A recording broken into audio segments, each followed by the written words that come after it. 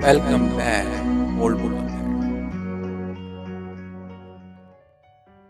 Dear student, welcome back in old book acad. आज हम बात करने वाले एक न्यू टॉपिक पे आरटीई एक्ट 2009।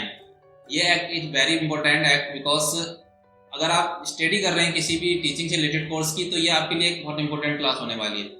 तो आप इस क्लास में पूरे लास्ट तक बने रहें, जिससे कि आपको पूरा एक कंप्लीट इन्फॉर्मेशन मिल सके इस एक्ट के बारे में। तो चलिए स्टार्ट करते हैं हम इस क्लास को।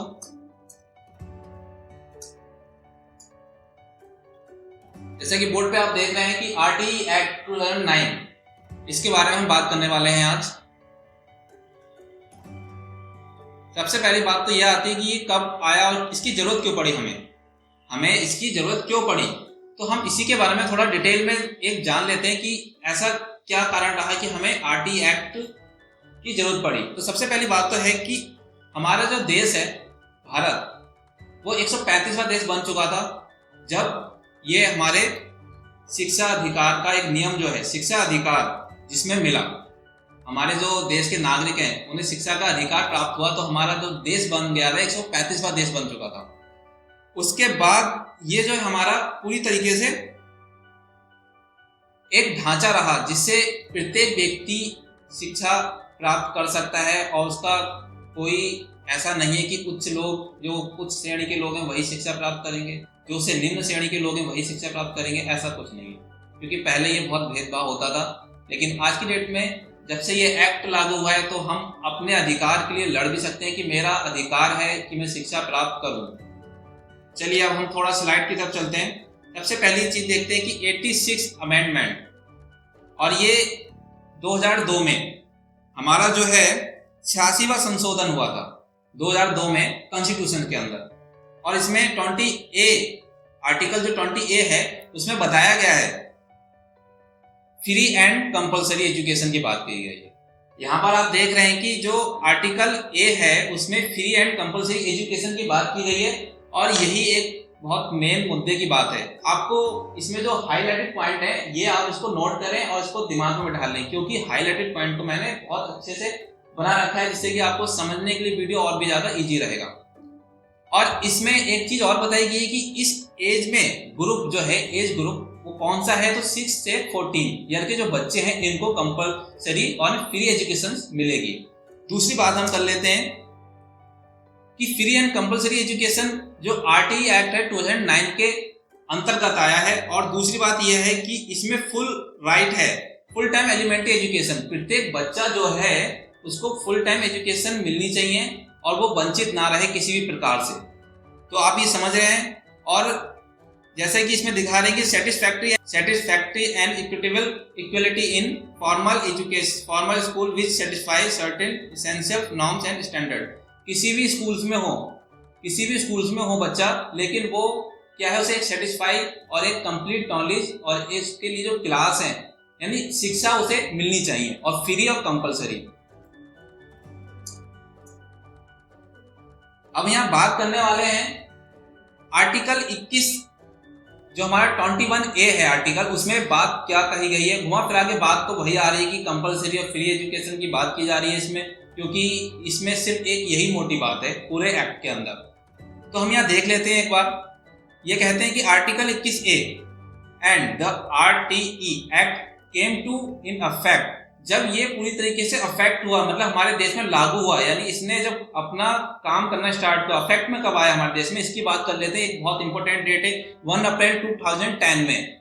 ये 9 का तो है, लेकिन आया कब है, 1 अप्रैल 2010 में ये अफेक्ट में आया, कंप्लीटली प्रभावी तरीके से हम काम करने लगा हमारे देश में। लेकिन अब ये एक चीज और भी जानने की है, हाँ, फ्री एंड कंपलसरी एजुकेशन, बार बार ये वर्ड आएगा पूरे इस लेक्चर में, तो इसको आप गांठ बांध लें कि फ्री एंड कंपलसरी एजुकेशन की बात की जा रही है इस एक्ट के अंतर्गत। दूसरी बात है फ्री एजुकेशन। फ्री एजुकेशन जो है उसमें बताया गया है, इसका मीन्स क्या है, मतलब यह है कि means child does not require to pay and fee for her या हिज एजुकेशन, मतलब कोई भी लड़का हो या लड़की हो उसे क्या है, कोई फीस नहीं देनी है।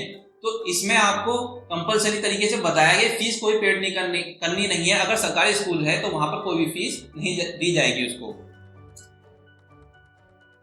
कंपलसरी एजुकेशन, इसमें देखिए कोई भी कास्ट या ऐसा कुछ भी नहीं है। गवर्नमेंट स्कूल है तो वो कंप्लीटली फ्री एजुकेशन प्रोवाइड कराएंगे। अगर प्राइवेट स्कूल है तो उनके लिए 25% का कोटा रहेगा। जो गरीब बच्चे हैं उनके लिए 25% का कोटा रहेगा, जिसमें कि उन्हें फीस कम देनी पड़ेगी।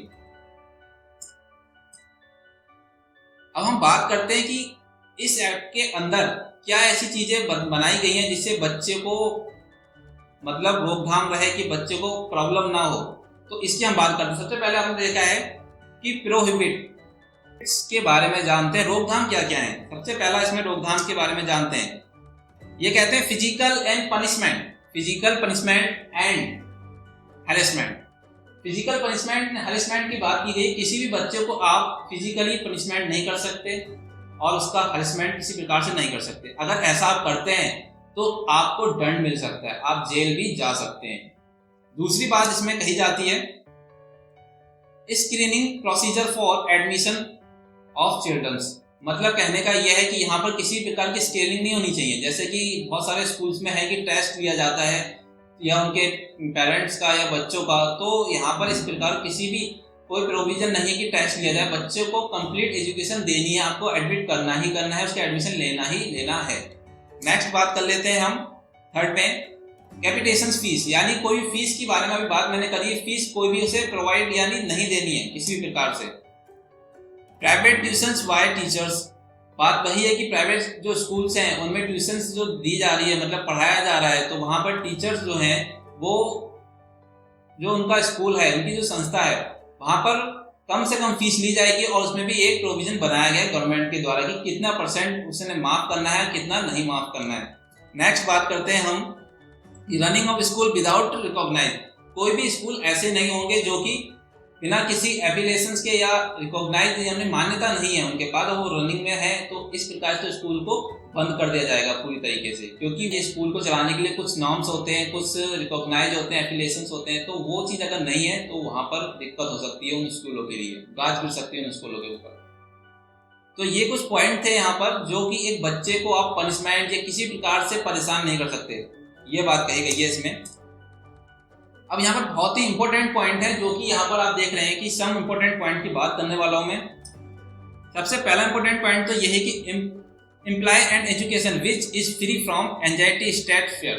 देखिए सबसे पहली बात तो यह है कि यहाँ पर आप बच्चों को जब पढ़ा रहे हैं तो किसी भी प्रकार का उसके दिमाग में डर या किसी भी प्रकार की घबराहट नहीं होनी चाहिए, क्योंकि बच्चा सीखने आ रहा है। उसे आप प्रेशर से या डांट मार के नहीं समझाएंगे, ना उसे किसी प्रकार से डराएंगे धमकाएंगे, ये नहीं करेंगे, क्योंकि कंप्लीटली बताया गया है इस एक्ट के अंदर। दूसरी बात है the RT Act provide children's access to elementary school within defined area of limit of neighborhood। मतलब यह है कि एक छोटा बच्चा, कोई भी जो बच्चे हैं उनके जो स्कूल हैं एक लिमिटेड एरिया के बीच में होनी चाहिए। जैसे कि अगर प्राइमरी स्कूल है वो 1 किलोमीटर के दायरे में होना चाहिए, किसके घर के, जो बच्चे का घर है उससे 1 किलोमीटर के दायरे में स्कूल होना चाहिए। और जो अपर प्राइमरी है यानी उसे हम एलिमेंट्री कह सकते हैं, तो 6 to 8 की बात कर रहे हैं तो वो 3 किलोमीटर के दायरे में होने ही चाहिए। दूसरी बात है कि ये लॉ कब इफेक्ट में आया, तो ये मैंने अभी बता चुका हूं आपको, 1 अप्रैल 2010 में हुआ था। लेकिन उस समय में जम्मू और कश्मीर में ये लागू नहीं हुआ था, क्योंकि उनका एक अपना संविधान है और अपना कानून है। और मैंने स्टार्टिंग में बताया कि हमारा देश 135वां देश बन गया था जिस समय हमें एजुकेशन फंडामेंटल राइट्स के रूप में मिला। ये बहुत बड़ी चीज है जो हमें प्रोवाइड की गई है इस एक्ट के द्वारा, एक बहुत बड़ी पावर है हमारे पास।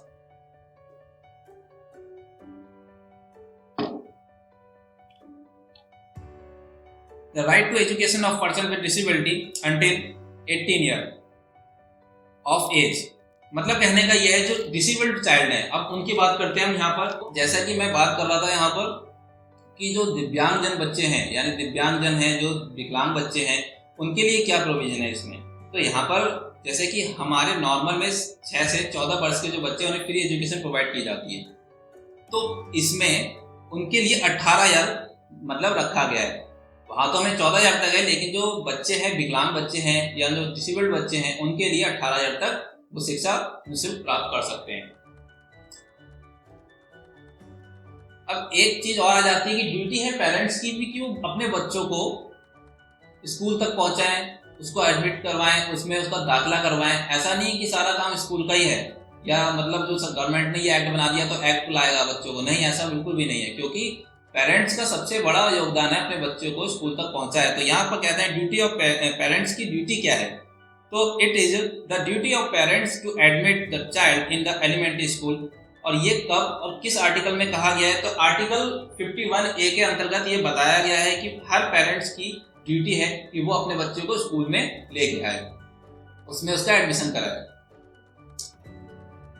अब हम यहाँ बात करते हैं कि नंबर ऑफ टीचर्स, कि कितने बच्चों पर कितने टीचर्स रिक्वायरमेंट होती है, और ये एक्ट में बताया गया कि कितने टीचर कितने बच्चों पर होने चाहिए। तो सबसे पहली बात है जैसे कि number of teacher class 1 to 5, primary school की बात कर रहे हैं कि यहाँ पर कितने बच्चों पर कितने टीचर की जरूरत है। तो सबसे पहली बात देखते हैं हम, पहला पॉइंट है एडमिटेड चिल्ड्रंस अप टू 60। अगर 60 बच्चे हैं अप टू 60, तो वहां पर 2 टीचर रिक्वायरमेंट है। कितने? 2 टीचर रिक्वायरमेंट है। आगे देखते हैं, दूसरा पॉइंट कहता है कि अगर 60 से यानी 61 हो गए, 61 से ऊपर यानी 90, 60 से 90 के बीच में बच्चे हैं, तो वहां पर 3 टीचर की रिक्वायरमेंट बनी रहेगी। क्योंकि इतना बड़ा क्लास हो जाएगा तो भाई वहां पर बच्चों को समझाने के लिए, उनको एक अच्छी तरीके क्लास को बनाए रखने के लिए, उनकी लर्निंग को इफेक्टिव बनाने के लिए कुछ अलग प्रोविजन है कि ज़्यादा भीड़ होगी बच्चों की और एक टीचर पढ़ा रहा है तो वहाँ पर दिक्कत हो जाती है। तो इसलिए यहाँ पर तीन मतलब टीचर होने चाहिए। तीसरा पॉइंट कहता है कि अगर 90 से ऊपर पहुँच गए 120 के, तो वहाँ पर 4 टीचर्स रिक्वायर्ड हो जाते हैं। और लास्ट है, अगर 150 एबव चिल्ड्रंस हैं तो वहाँ पर क्या होगा, एक तो हेड मास्टर होगा प्लस 5 टीचर रिक्वायरमेंट होगा। तो आई होप कि ये आपको समझ में आ रहा होगा अच्छी तरीके से। कमेंट जरूर करिए मेरी वीडियो में लास्ट में, जैसा भी आपको समझ में आता हो, और जो भी कमेंट रहे आप मुझे बताएं जरूर। मिनिमम वर्किंग आवर्स भी हमारे लिए बताए गए इस एक्ट में completely.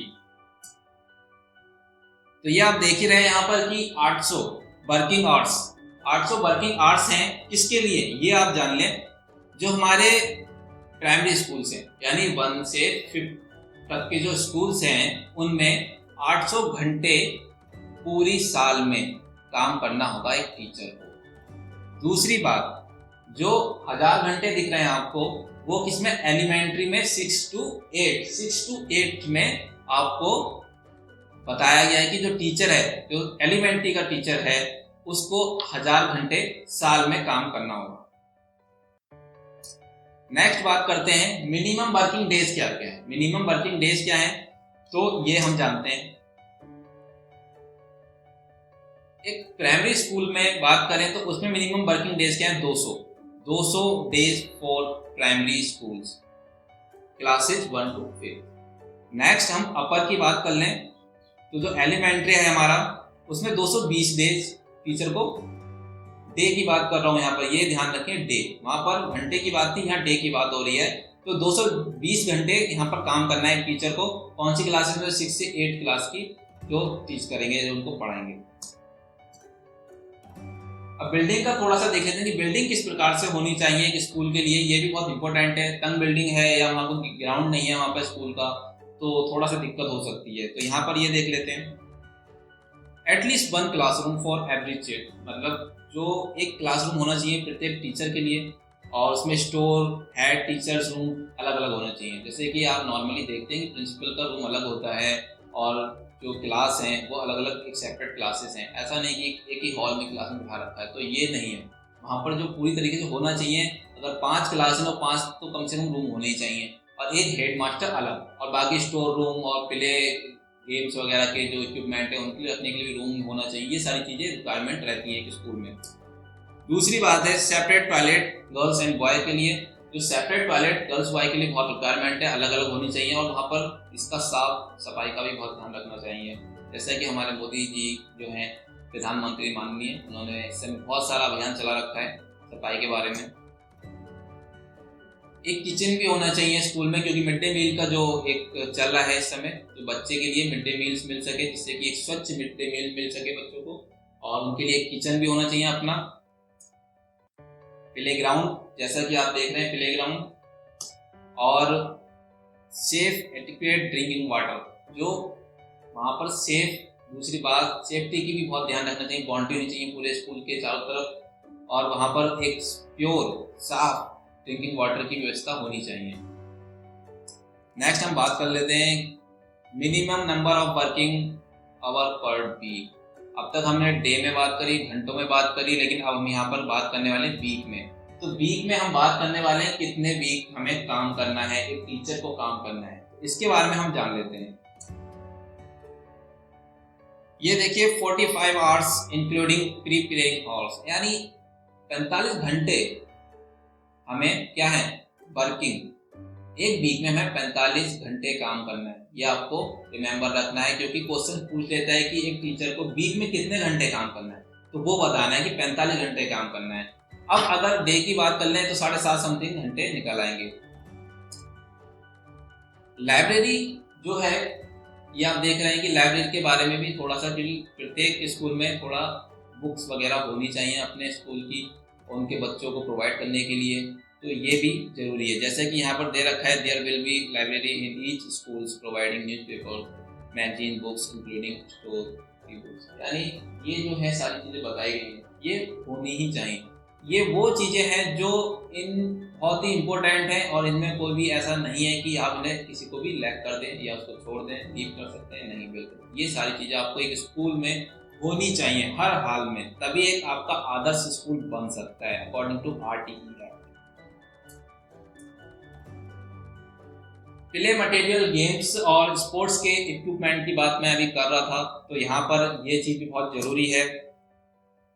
It will be provide to schools to each class as required, मतलब हर स्कूल में प्लेग्राउंड तो होना चाहिए, क्योंकि बच्चे के लिए जब हाफ टाइम हो जाता है तो बच्चों को थोड़ा सा खेलना होता है, मूड फ्रेश होना होता है, उनका थोड़ा मूवमेंट करते हैं वो लोग, भागना दौड़ना, तो उनके लिए ग्राउंड होना चाहिए जिसमें वो अपनी कंप्लीट भाग दौड़ कर सकें, खेल सकें। तो आप समझ रहे हैं कि एक ग्राउंड भी बहुत ही जरूरी है कि स्कूल के लिए। ये एक स्कूल है, और मैंने जो अभी इससे पहले बताया था आपको कि ये स्कूल दिख रहा है आपको, और एक बच्चे का स्कूल कितने कितने दूरी पे होना चाहिए उसकी बात करने के लिए मैंने यहाँ पर बोला है आपको। देखिए around 1 to 3 kilometre from house, उसके जो घर से है कम 1 से 3 किलोमीटर। अब 1 किलोमीटर कौन सा होगा स्कूल, ये आपको मैंने बताया था, प्राइमरी स्कूल्स होंगे जो 1 to 5 की बात करेंगे, और जो 3 किलोमीटर है वो कब होंगे, वो अपर प्राइमरी है, एलिमेंट्री स्कूल जो 6 to 8 की बात को रेगुलेट भी की जाती है। अब यहाँ पर हम कुछ क्वेश्चंस देख लेते हैं कि हमने अब तक क्या सीखा, कितना सीखा, तो क्वेश्चंस के बारे में हम डिस्कस करेंगे थोड़ा। अब पहला क्वेश्चन जो आप देख रहे हैं आपकी स्क्रीन पे आ गया है, according to RTE childrens of which age group is to be given free and compulsory education. आपको RTE जो है एक्ट, उसमें compulsory, free and compulsory education जो दी जाने की बात की गई, कितने एज ग्रुप को दी जाने की बात की गई है, ये है, तो आपको ये समझना है। तो पहला ऑप्शन आपका दे रहा है, ए ऑप्शन जैसा है कि 6 से 14 वर्ष के बच्चे। आप देख रहे हैं कि 6 से 14 वर्ष के बच्चे हैं, या 8 से 14 हैं, या 13 से 14 हैं, या 6 से 14, सॉरी ये ऑप्शन डबल हो गया है, कोई बात नहीं।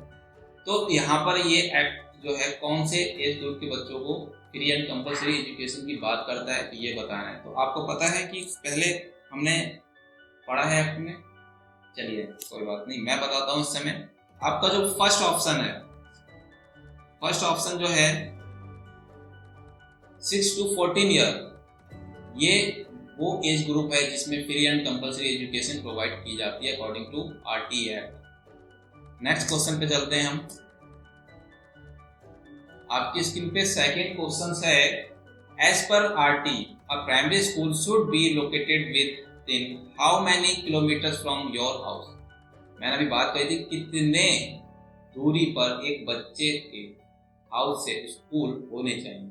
छोटा बच्चा है, स्कूल जाएगा, ज़्यादा दूर तो जा नहीं सकता, लेकिन उसके लिए इसीलिए ये चीज़ों को ध्यान में रखते हुए करा गया है। तो यहाँ इसका आंसर देख लेते हैं। जैसे कि पहला है 2 किलोमीटर की बात कर रहे हैं, 1 किलोमीटर, 3 किलोमीटर, 9, मतलब यहाँ एक चीज क्वेश्चन पे ये जरूर पढ़ लें कि किस ग्रेड की बात कर रहा है। तो सबसे पहले प्राइमरी स्कूल है, आप जल्दीबाजी में लगा दें कुछ या नन ऑफ दीज कर सकते हैं, अरे 2 दिया है, 3 दिया है, 1 दिया है, एक तो दोनों नहीं दिया, ऐसा नहीं है। प्राइमरी स्कूल्स हैं, प्राइमरी स्कूल्स 1 किलोमीटर के दायरे में होने चाहिए। तो ये जैसे आप यहाँ पर देख रहे हैं कि बी ऑप्शन आपका करेक्ट है, 1 किलोमीटर। नेक्स्ट क्वेश्चन है आपका, how many sections are there in RTE act 2009। इसमें कितने सेक्शन हैं, ये आपका क्वेश्चन बहुत ही बढ़िया क्वेश्चन है और पूछा भी जा सकता है। तो इसको हम देख लेते हैं कितने सेक्शंस हैं इसमें। तो हमारे जो सेक्शंस हैं 38 इस पूरे एक्ट में, ये आपका डी ऑप्शन जो है यहाँ पर करेक्ट रहेगा। नेक्स्ट है 5th क्वेश्चन की बात कर लेते हैं यहाँ पर, as per RTE act 2009 whose responsibility is prepare school development plans। जो अभी मैंने बात करी थी SMT जो है उसकी बात यहाँ पर बोली जा रही है। आपको बोल दिया है स्कूल डेवलपमेंट प्लान, यहाँ पर क्वेश्चन का टाइप चेंज कर दिया है, तो वो आपको पकड़नी है उसकी लैंग्वेज। क्योंकि अगर सीटेट आप तैयारी कर रहे हैं तो जाहिर सी बात है आपको पता है कि वो क्वेश्चन देता है बहुत घुमा के।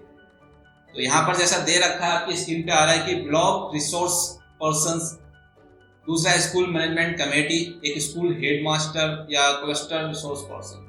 तो जो आपका जानकारी में है ऑप्शंस, वो आपको पता है कि स्कूल मैनेजमेंट कमेटी ही एक ऑप्शन है यहाँ पर सही, जो इसके बारे में सारा काम देख। Thank you for watching my channel and please like, subscribe and share.